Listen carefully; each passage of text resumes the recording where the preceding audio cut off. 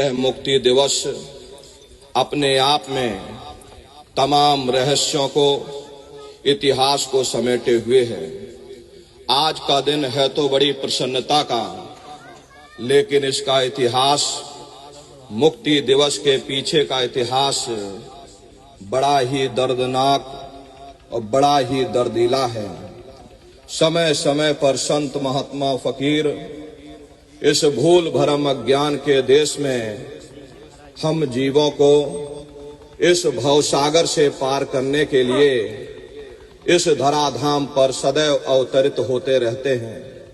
लेकिन दुर्भाग्य हम अज्ञानी मनुष्यों का है कि हम अज्ञानी मनुष्य ऐसे ही संतों महात्माओं का विरोध करते हैं जो कि हमारे हित की बात करते।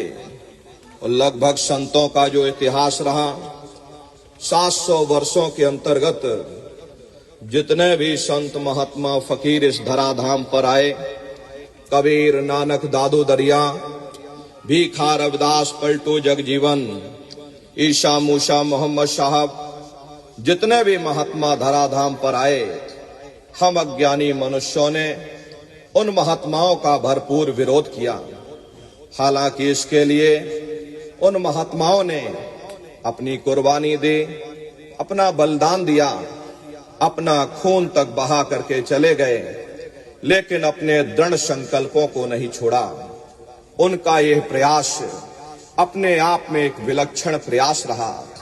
जो जीव इस भवसागर से कभी निकलना ही नहीं चाहते थे, उनके लिए उन महात्माओं ने रास्ता जारी किया। और धीरे धीरे हमारा आपका रुझान आज सचखंड जाने का बनने लगा। हम लोगों को सचखंड का कोई अता पता तक नहीं मालूम था, क्योंकि यहाँ रहते रहते इतने युग और कल्प बीत गए। लाख ठोकर खाने के बावजूद हमारी आपकी तीव्र इच्छा यहीं रहने की बनी रही। ऐसे कलकाल में उन महात्माओं ने अपने दृढ़ संकल्पों के द्वारा, हम अपनी शक्ति के द्वारा हम जीवों के अज्ञानी पापों को धोया। प्रेमी भाई बहनों, ये मुक्ति दिवस अपने आप में तमाम लौकिक एवं पारलौकिक रहस्यों को समेटे हुए है।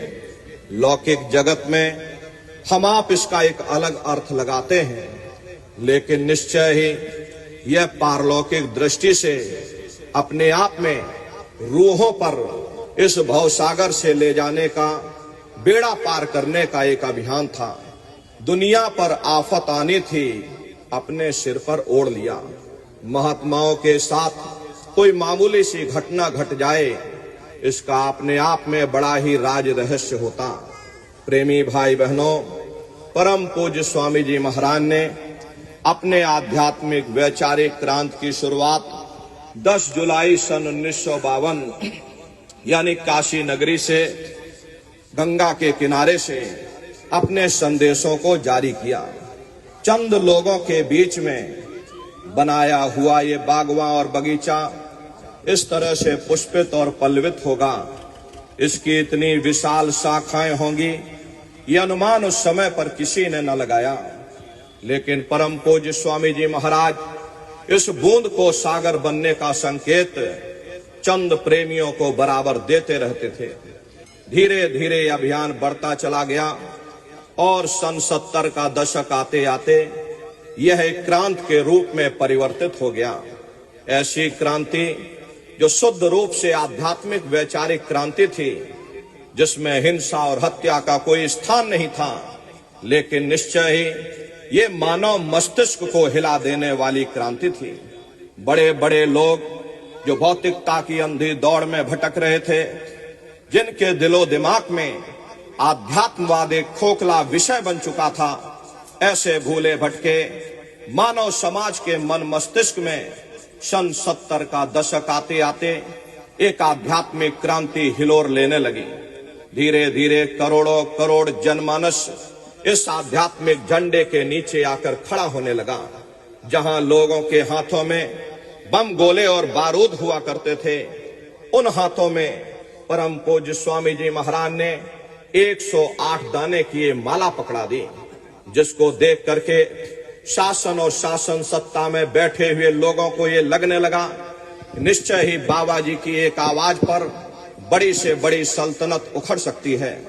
दुनिया और दुनिया के लोभी लालची लोग इस चीज को कभी बर्दाश्त नहीं कर सकते थे।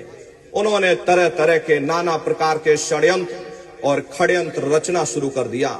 सबसे पहले कानपुर के फूलबाग मैदान में घटना घटी जब परम पूज्य स्वामी जी महाराज को नेताजी सुभाष चंद्र बोस के नाम पर कुछ लोगों ने बदनाम करने का असफल प्रयास किया। उसमें विफल हो जाने के बाद में देश में बैठे बड़े बड़े रहनुमाओं ने बिना कोई कारण बताए अनायास ही देश में आपातकालीन घोषणा कर दी। आपातकालीन घोषणा उस समय की जाती है जब देश में कोई गहरा संकट आन पड़े, लेकिन बगैर किसी कानूनी तथ्यों के होते हुए भी देश में आपातकालीन घोषणा कर दी गई। समाचार और मीडिया पर कोई भी अखबारों में प्रेमी भाई बहनों समाचार आना बंद हो गया। मीडिया पर सेंसर लगा दिया गया। ये हमारे भारत के लोकतंत्र का एक काला अध्याय था। प्रेमी भाई बहनों, जिस समय आपातकालीन लगा, परम पूज्य स्वामी जी महाराज अपने पुराने आश्रम पर यानी कि कृष्णा नगर आश्रम पर मौजूद थे और कृष्णा नगर आश्रम मथुरा आश्रम से करीब करीब 2-2.5 किलोमीटर दूर है। उस समय वहीं पर आश्रम हुआ करता था। प्रेमी भाई बहनों, जब संगत धीरे धीरे बढ़ने लगी तब परम पूज्य स्वामी जी महाराज ने बड़े आश्रम का निर्माण किया। गुरु महाराज अपने कृष्णा नगर आश्रम पर मौजूद थे और बगैर कोई कारण बताए प्रेमी भाई बहनों परम पूज्य स्वामी जी महाराज को 29 जून को प्रातःकालीन बेला में बड़े बड़े अधिकारी और कर्मचारी अपनी जीप पर बैठा करके गुरु महाराज को आगरा सेंट्रल जेल ले गए।